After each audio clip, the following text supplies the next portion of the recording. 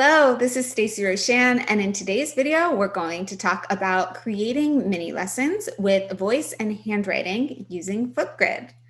I'm going to be focusing on the Flipgrid Shorts camera in this video. Personally, I also have a Wacom tablet plugged into my computer right now, so that is what I have a pen to draw with. If you have an iPad with pencil, a Surface, or some other type of writing tablet, you'll be able to do the same as what I'm describing. For writing out math, I just need something with a pen. So let's go ahead and dig in. When I go to Flipgrid, I click on Shorts. This is going to be an instructional style video where students aren't replying. The Shorts camera is made just for that. With the Shorts camera, you can record a video up to 10 minutes long. In this video, I'm going to keep it simple and focus on just the whiteboard in Flipgrid.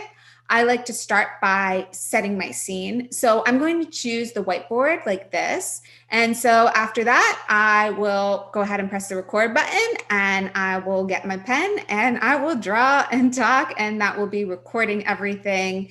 And that's really it. Once I press the record button, if I need to pause for any reason, I can do that and then press the record button to continue.